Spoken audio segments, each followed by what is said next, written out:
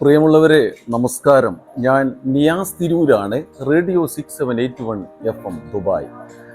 ഈ കുറച്ച് ദിവസങ്ങൾക്ക് മുൻപ് ദുബായിൽ നിന്ന് കാലിന് ഇത്തിരി അസുഖമായിട്ടാണ് നാട്ടിലെത്തിയത്. കോഴിക്കോടും മലപ്പുറത്തും പെരിന്തൽമണ്ണയിലൊക്കെ ഉള്ള ഒരുപാട് ഡോക്ടർമാരുടെ അടുത്തേക്ക് പോയി.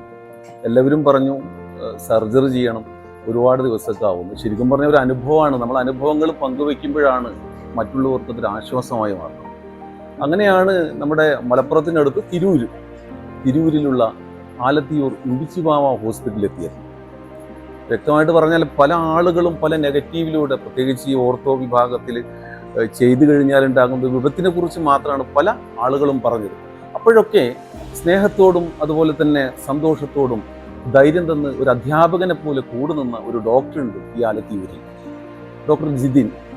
അദ്ദേഹം എങ്ങനെ വേണ്ട ഡോക്ടറെ പിന്നീട് നമുക്ക് ചെയ്യാം എന്ന് പറഞ്ഞപ്പോഴൊക്കെ അദ്ദേഹത്തിൻ്റെ നന്മ നിറഞ്ഞ ആ സ്നേഹത്തിൻ്റെ വാക്കാണ് ആദ്യമായി മനസ്സിലെത്തിയത്.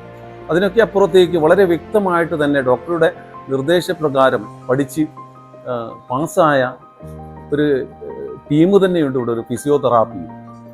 അപ്പോൾ ആ ഡോക്ടറുടെ നിർദ്ദേശപ്രകാരം ഇവിടെയുള്ള ഫിസിയോതെറാപ്പിയും ഡോക്ടറുടെ ആ ഒരു ക്യൂൾ ഉപയോഗിച്ചുള്ള ആ ഒരു ഓപ്പറേഷനും ഒക്കെ എനിക്ക് നൽകിയത് ഏറ്റവും നല്ല പ്രചോദനമാണ്. ഏകദേശം ഒരു 14 ദിവസം എൻ്റെ ശബ്ദം കേൾക്കുന്ന മുഴുവൻ ആളുകൾ ശ്രദ്ധിച്ച് കേൾക്കും. വെറും 14 ദിവസമാണ്. അപ്പോൾ ഇപ്പോൾ ഞാൻ ഇവിടെ ഇങ്ങനെ നടന്നുകൊണ്ടിരിക്കുകയാണ്.